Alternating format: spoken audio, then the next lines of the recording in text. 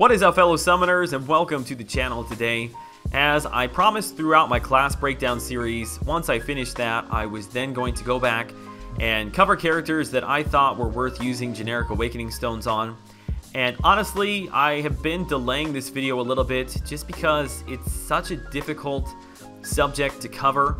Not that I don't have good answers for it, but there's just such a broad range of players that ask me this question that it's difficult to give a one-size-fit-all answer. You've got people who come into live stream that ask me that, who've been playing for 5-6 months. You got people who've been playing for a couple years, and the holes that they have in their roster, the content that they're going through, is two totally different things.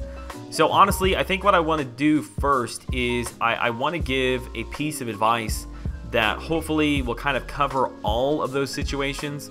So regardless of where you find yourself at in your progression in the game, you can take this advice and you can apply it to your individual roster, and hopefully will be able to help you and progress and make good decisions. And what I mean by that is, let's say for instance, I'm focused on a particular content at endgame. I already have a lot of awakened characters, but one character I don't have is OG Vision. So I would say OG Vision is an excellent character, especially when he's awakened. As soon as you get him, pop a generic in him, you won't be upset there. You'll use him all over the place. But if I just give that advice to a character who is just a couple months into the game, and they sit on their generic awakening stone just waiting and waiting and waiting for this OG Vision to come in, they actually are probably stunting their growth. Because maybe in your particular situation, you're just trying to get through story progression. Let's say you're in act number 4. That's a really long long chapter, and you've already got a power lockdown champ or power control in Hawkeye, but what you don't have is somebody who has any sort of regen, and that's just burning through your units, burning through your resources, and you don't have a ton of money to spend on the game. So in your particular situation, let's say you have an Iron Man sitting on your roster. I would say that, the biggest hole in your roster right now is you need a regen character. So while I would never suggest this for middle to end game characters, I would say it's probably a good idea for you to go ahead and awaken that Iron Man. It's going to help you get through that progression, get through those story quests, grab those mastery points, grab those resources. Will continue to allow you to kind of have a smooth progression as you build your roster. So that's what I'm saying. You would never, and there's probably people in the comment section right now saying, what the heck are you talking about awakening Iron Man? But it really depends upon where you are at in your roster. So having said all that, my suggestion and my advice is this: if you have a character on your roster that awakening them would fill a significant hole that you have, whether that be in AQ, whether that be in story questing, whether that be in Road to the Labyrinth or Alliance War Defense, if awakening a particular character is going to fill that gap and is going to allow you to use that character for a long time to come, I think that is worth using a generic awakening stone on.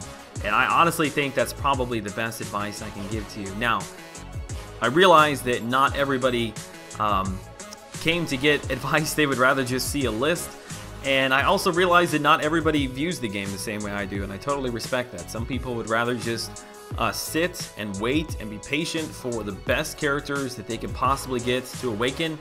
Some people would rather not think about the game in that much detail, and they'd rather just know, okay, once I pull this character, I can use the generic on. And in that sense, I think this list here at the beginning I'm going to show you, I think are characters that, regardless of where you're at in the game, put a generic awakening stone into them. You'll use them throughout all content that you're playing. That would be Magic, Iceman, Spider-Man Stark Enhanced, OG Vision, Gwenpool, and Voodoo. All of those characters, I can safely say, are right at the top of the list for what they do, whether it be Defenders, Alliance War Offense, overall utility, control. OG Vision's got excellent control, heal block, double immunity. His synthesis ability actually allows him to be a pretty good defender too when you start with like a bar of power because of his synthesis.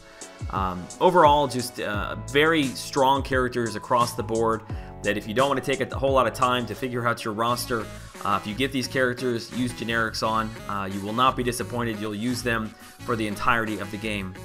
Now, secondarily, there is a much broader list of characters that you can use generic awakening stones on. Let's say you already have those top characters awakened, or you don't have the OG Vision or Stark Spider-Man yet, but you've still got, let's say, a couple holes in your roster.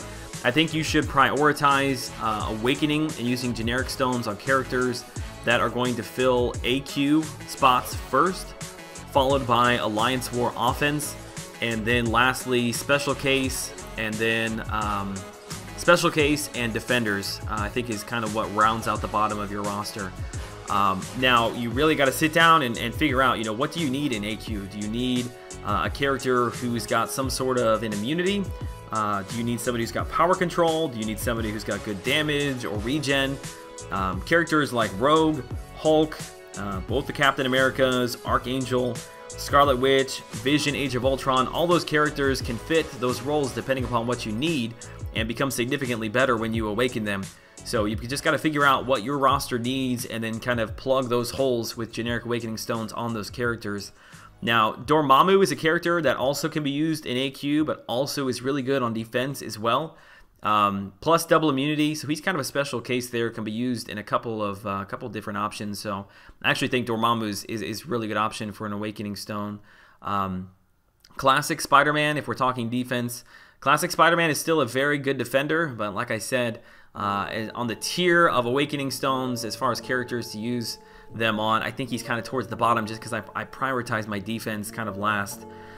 Then special case, like characters like OG Daredevil, if you're having issues with unblockable S1, unblockable S2, he can get around all of those projectiles. If you're just not good with the timing of all that, you can help yourself progress through Alliance War, help stop spending units and resources getting through those fights by awakening a character like OG Daredevil. So in that particular case, that's why you really got to sit down and kind of look at your roster, what you need, because typically I wouldn't suggest using it on him unless you find yourself in that situation. Character like Star-Lord, who I didn't mention earlier, but Star-Lord is a very good option for AQ if you need sort of a general lane clearer, if you don't necessarily need any sort of immunity or power control. He's good for lane clearing. If you are a boss killer, he's good for boss takedowns as well. The only exception to that, I suppose, would be Hyperion. I'm not a big fan of him on a Hyperion, only because you not only have class disadvantage, but you don't have any way of controlling that power, which, depending upon how good you are at baiting out specials, may be a little bit of an issue. But honestly, if you're running map 6, you don't need my advice. Your roster is probably already set. But yeah, great for Labyrinth of Legends, great for Realm of Legends. So again, depends upon what your roster needs when it comes to Star-Lord. I hope the main theme, what I'm really trying to push here, is that, yes, I did give you a list of like 6 characters there at the beginning that I think you can kind of, without question, regardless of where you're at, you can kind of awaken them and feel good about the decision you've made. But for the rest of you, it really takes some effort on your part to sit down and figure out what you need. And then once you figure out what you need, you can kind of plug the holes then and answer that question for yourself. So really, this is meant to be more of a general direction to help push you in for newer to intermediate players, as opposed to an exact map of every single character you should be awakening. Hopefully this advice will kind of give you some direction, help you make decisions that will best help you progress through the content that you're in, and help set you up towards intermediate to end game progression and content by having a solid roster of characters by the time you get there. If you have any questions, though, in addition to this, you're welcome to leave them in the comment section below. You're welcome, as always, to hit me up over on Twitter as well. The link to that is down in the description. You can find it there. So follow me over on Twitter. All right, guys, until I see you all in the next video, have a great day.